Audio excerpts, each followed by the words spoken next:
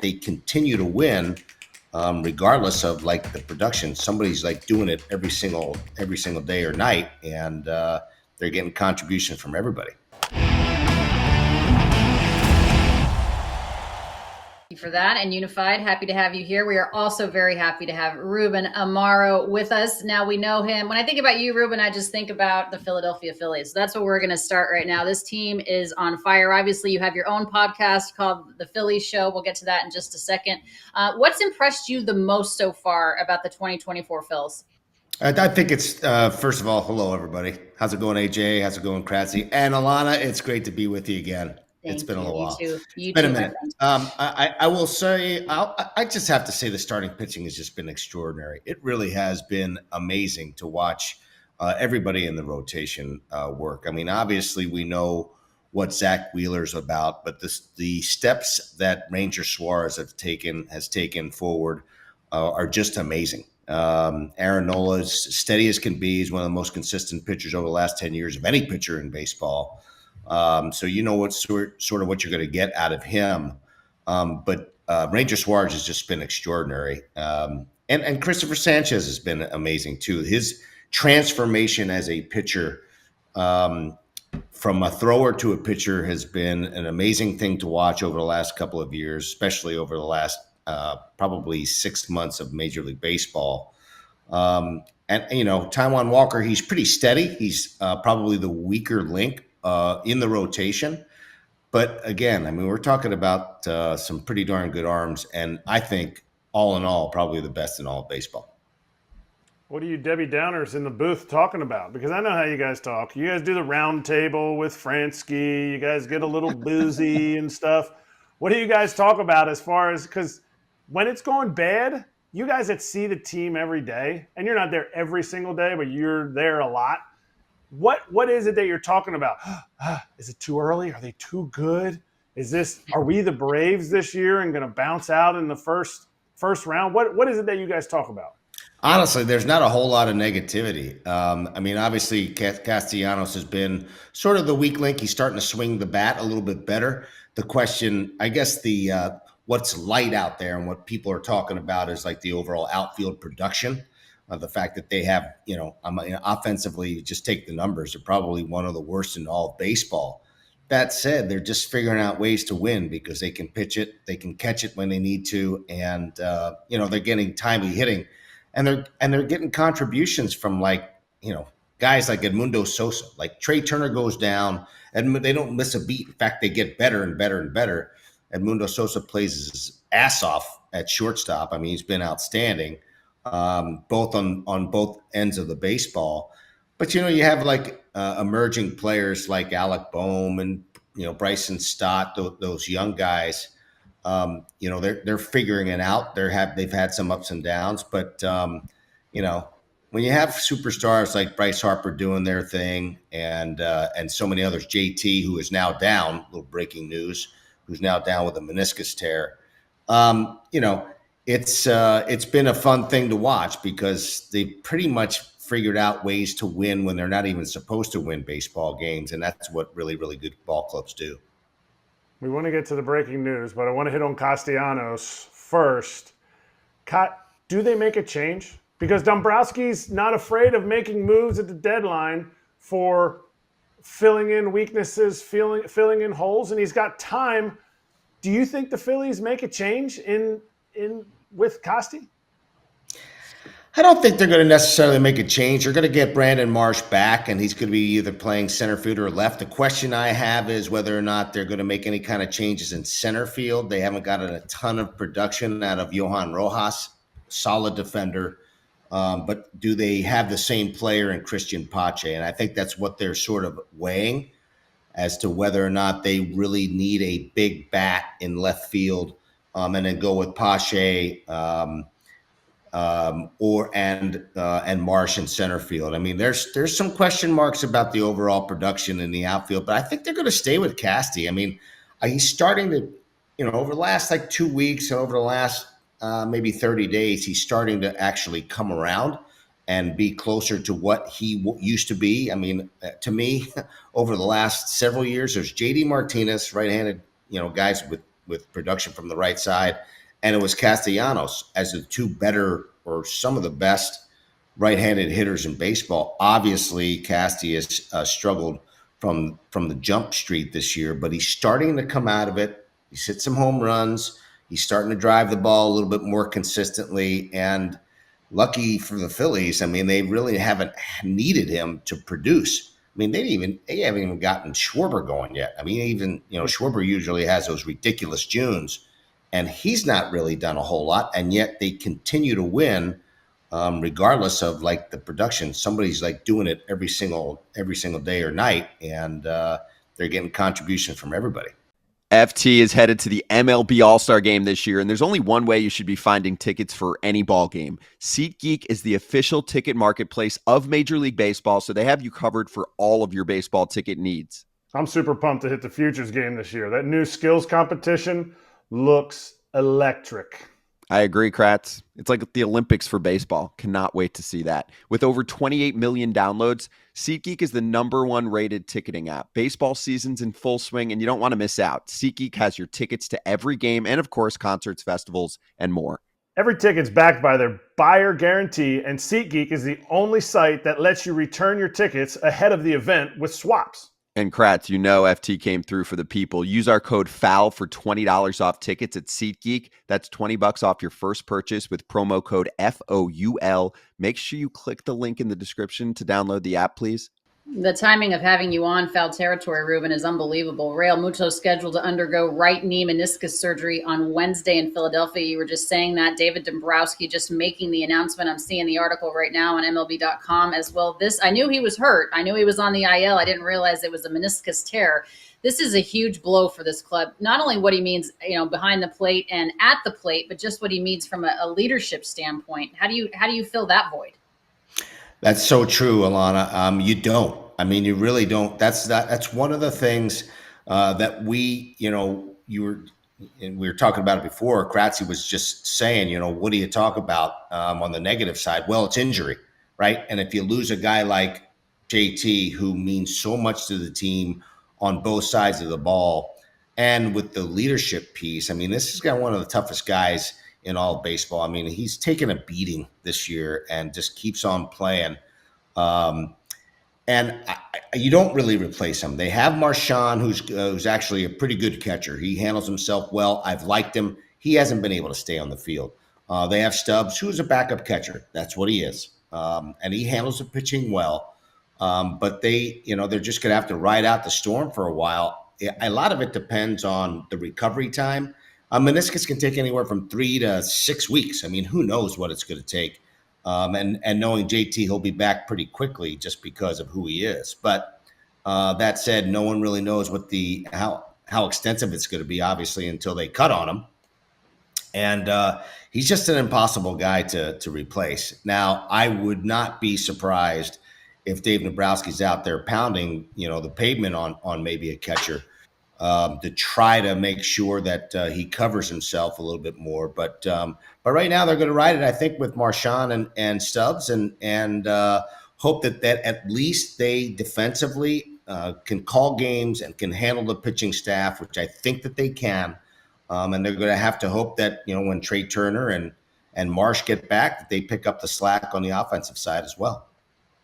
Was it a single play that had happened? Because it's been about 3 or 4 weeks since JT's not been running his AJ Pierzynski style, like 6 out of 7 games playing, where like he even sat out an entire series that Stubbsy was catching and they swept the whole series. So was it a single play, or has this been something that's been building up throughout the season and it just couldn't manage it anymore? It sounds like it's something, Kratzy, that's been sort of building up. He had a little bit of a knee injury.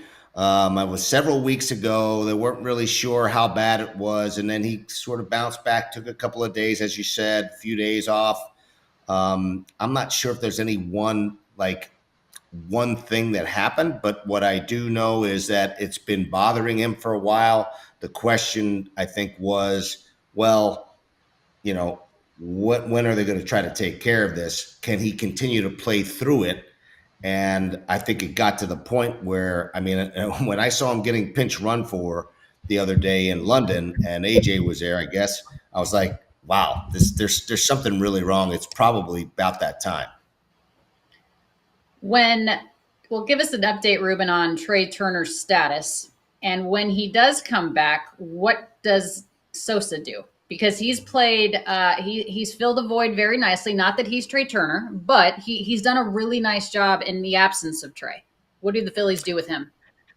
Yeah, I think he probably goes back into his old role. That said, I would not be surprised because they tried him a couple of springs ago. They tried him in the outfield to have him play like a little center field, and he did it for a little while, and then they kind of bagged it. I would not be surprised that they don't throw him in left field, and maybe he's a platoon type guy in left, or maybe they can get. He's got great energy, Alana. He's one of those guys that he makes an impact on the game like pretty much every single time he plays. It's pretty amazing what he's done in Trey Turner's absence. I think that at first he'll probably likely just be in that same role where he's kind of bouncing around, playing a little third, little short, little second. It may be that because they have such leeway right now, it may be that they'll play Trey Turner a game on and a game off, or 2 games on and a game off, and allow Sosa to take those games as they ease Trey Turner back into the lineup. Because, as you know, in this day and age, guys don't go out on rehabs, and I don't think he's going to go out on a rehab. Once he's healthy, I think they're going to just go ahead and activate him. And I just don't see them like playing him 5 straight games. They'll probably just sort of ease him in and allow Sosa to help him out and play the games when he's taking a day off. Is there somebody that we should be looking for in the ilk of Orion Kerkering? Somebody that's going to make a debut that could help this team in the minor leagues currently with the Phillies? I really don't know that there's anybody that's prepared to do that. Orion Kerkering has just been amazing. And what he's done is, I think he's going to start drifting further and further back into the 8th and 9th as opposed to the 6th and 7th. He's pitched so well, and he's utilizing his fastball. Now he's making the ball move both ways. He's now mixed in a sinker. He's got a 4-seamer and a sinker, which is pretty cool because he's got a pretty nasty slider and sweeper combination.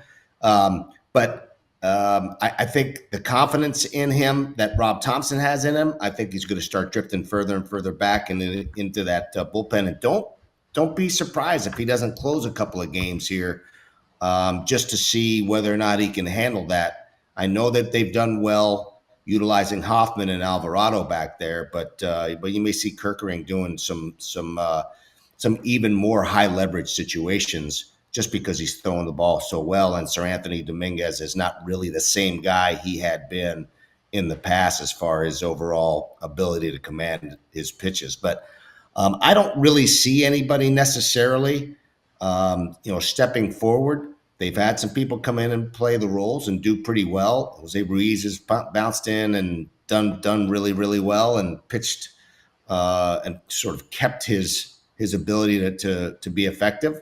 He's been around a little while. He's not a young kid, but he's done a good job. And Matt Strom, this bullpen has really pitched well after a kind of a shaky start. They've been one of the best bullpens in all of baseball. So things are sort of coming together for the Phillies as long as everybody stays on the field. And injury, that's part of the game. But if they stay healthy, man, they'll be okay.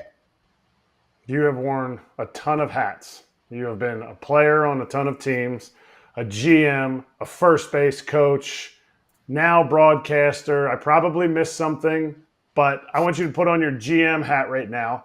And your star player, Bryce Harper, says he wants to play in the 2028 Olympics, and he thinks Major League Baseball should take the Olympics over from the minor league baseball players. Do you agree? And do you allow him to play after you signed him to his $300+ million contract?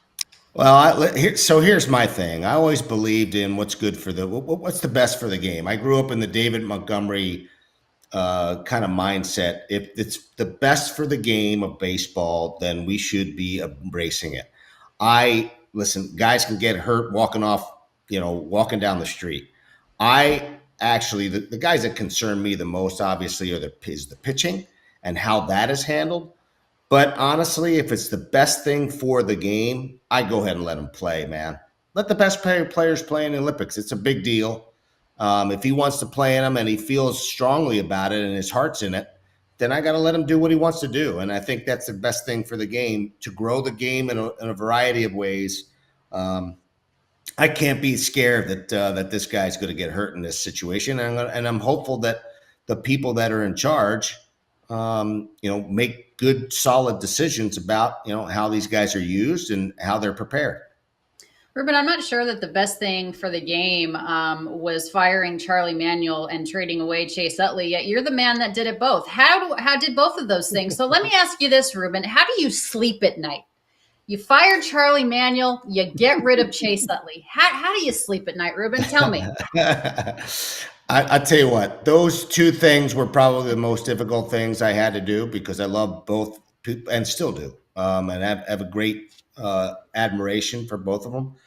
But you have to wear the black hat, man. Sometimes you just it's part of the deal. I probably, in retrospect, with Chase's situation, I think it was the right thing to do for him, because for a variety of reasons. One, we had to start giving other people opportunities to play. But two, it was time. He knew, and I knew, that it was time for him not to be necessarily around when the ship was gonna go down. And I wanted to give him an opportunity. I had watched Darren Dalton get the same opportunity to go to Miami at the end of his career and win a World Series. And I thought, you know what, this is a good thing. He gets to go home, basically, and play in a place where he had an opportunity to win a World Series. And I think that was important for him. As far as Charlie was concerned, we had made a decision to see, whether or not Ryan Sandberg could handle being a major league manager. And actually he did a pretty good job. And then the next year it just didn't work out. And Ryan ended up, kind of walking away after that. But again, it was one of those situations where I had talked to Charlie for several weeks prior to that, talking to him about, where we were headed and where we were going. And I really didn't want to put Charlie in a position to have to manage a team that was going to be really subpar. And so there was a couple of different reasons why we did it. We kept him on as an advisor. He's still an advisor with the organization, but those were not fun decisions to make, man. And in retrospect, I wish I was never in that position to have to do those. I listened to your Phillies show podcast the other day when you had Smut on, when you had Chase on, and with Todd Zalecki and Jim Salisbury and you. And you actually said in that show, you said, yeah, probably every time you saw him, hey, where do you want to get traded? Hey, where do you want to get traded? Because now we're coming to you were saying that to Chase Utley, but now we're coming to that time of year for teams like the Astros. So is that the approach that you should take to a Alex Presley, or to the Cardinals, Ryan Helsley? Mo has to see Ryan Helsley walking through the hallway. Is that the approach that you should take, or is that unique because you had an iconic player in Chase Utley and everybody else, like Eric Kratz, when you traded him halfway through the December holiday that we were celebrating, and you ruined his life by trading him from his hometown team? But is that the approach that you take with your superstars when you're approaching a deadline to really bolster another team and essentially build your team back up? I think it was sort of I don't think there's any question about it. You treat, there was a saying that Pat Gillick used to say, we like to treat everybody fairly and in the same exact way, but we have to treat some guys more fairly than others. And that was one of those situations where I think, he was such an important part of our organization and such an iconic player. I mean, those comments were made sort of tongue in cheek with him prior to him, us really bearing down to make the decision to make a change and to move him. And he had all the thunder because he was a 10-5 player. He had a no trade, the whole 9 yards. So, but I think it's really different for players like that. For me, I think it's different for players like that as opposed to players who, while they have been around, maybe not as iconic. I mean, a lot of it depends on the situation. Like a lot of guys don't have no trade clauses. So, I mean, it's a business. You got to make some moves.